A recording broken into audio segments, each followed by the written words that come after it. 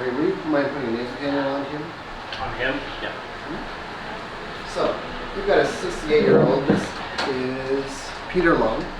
68-year-old. He's got known COPD. At home, he wears about 2 liters nasal cannula.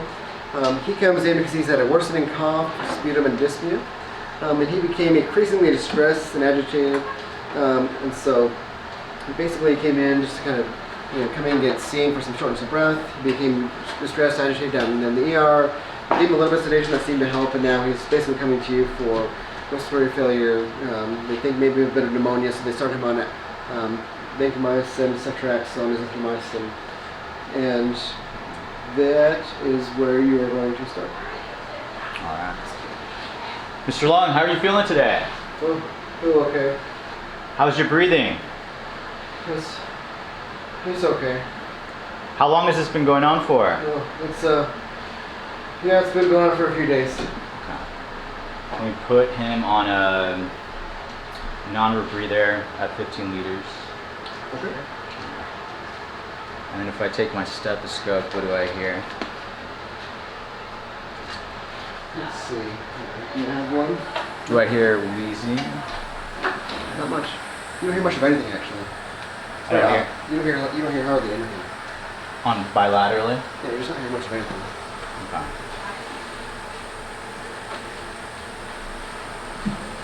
So he's on 15 liters. You hear a very slight wheeze perhaps, but I mean, you're just not hearing much of anything. So no breath sounds? Not No much. preference. COPD, I was thinking exacerbation, but then...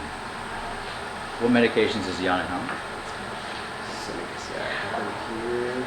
And while we wait, can I order a EKG, CBC, CMP, an ABG, and a chest x-ray? Sure. And our access is 2 peripherals. Right. So at home, he is on tiotropium, albuterol, amlodipine. That's about all you can tell from at home.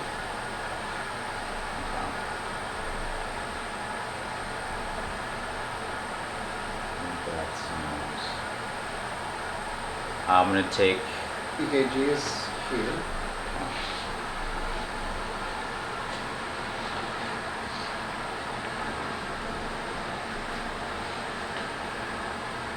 If I get the point of care ultrasound and I do lung windows, what am I seeing?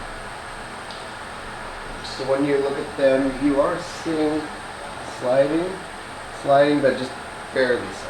You have to look really hard. I can't mimic this, and so you're seeing it, but you don't think you see it. You have to have your senior come in and be like, yeah, it's sliding, but just barely so. Okay. And Chest X-ray is here. let's see.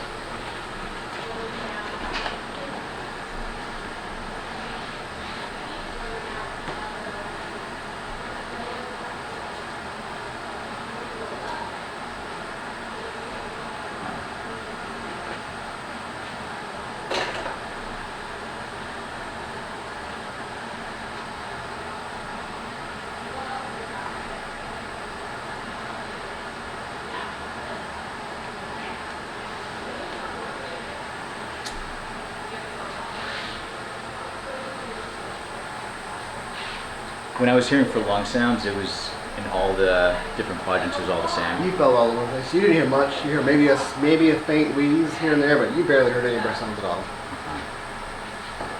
Let's put him on BiPAP. What settings do you want? Let's do 16/8 at 100%. 16/8. Let's give him some Duonebs. Okay. We've already got our antibiotics. So when we come by, the only lab they were able to get was a VBG. It's right there. And that is with these current settings right here. 16/8 at 100.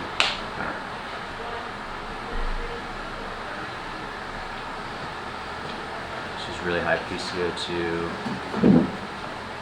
So we want to improve his ventilation.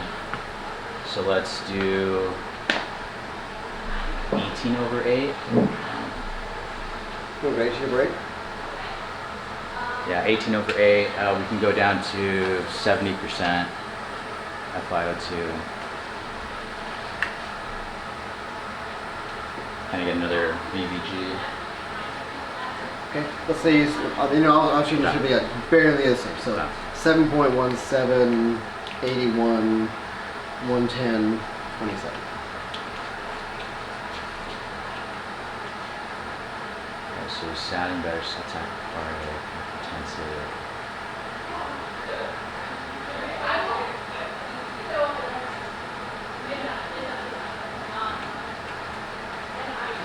What do you think about that? This case is meant to be shorter. And so Okay. it's meant to be shorter because we think it's the first time and that's the way it's worked. So it's meant to be shorter. You're going to debrief after this one. Let me give Sandy your heads up, but just know that this second one is meant to be shorter. You just have to draw the straws like that. So think about what you want to do for your next move. We'll talk about this.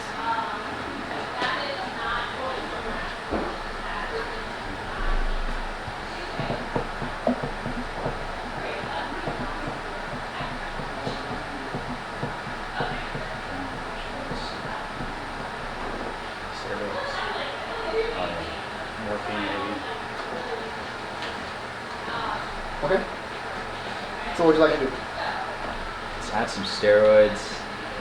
Okay. What kind of steroids? Dexamethasone, 2 milligrams.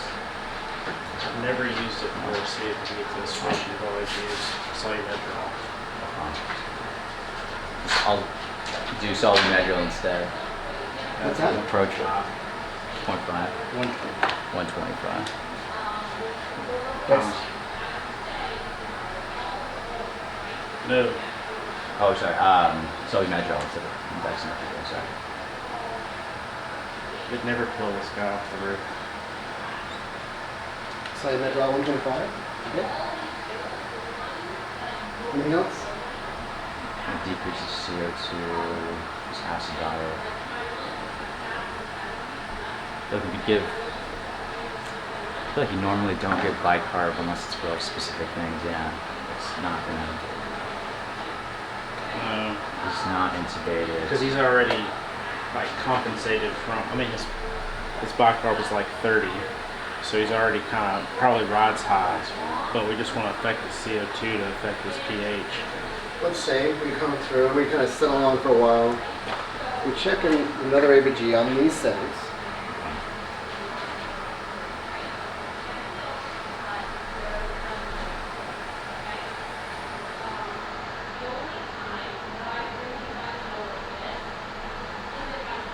It's supposed to be 28 hours. It's not the important part.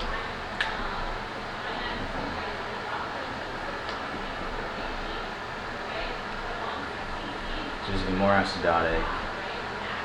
CO2 is even more elevated. Maybe go down on the FiO2. I don't know if that's causing like an increased down to like 40%. Let me also raise the stakes to it. I'm going to make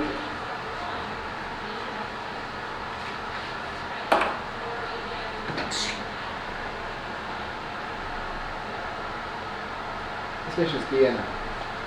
What that means is I'm taking intubation off the table for you for a couple reasons. Okay, yeah. And also, this is higher stakes because if you don't fix this, then It's gonna crash soon. you can't save him. Yeah. So, FiO2 to 60, you said? Up to 40. 40. No, see, we'll talk about this. This is the whole point of this case, right?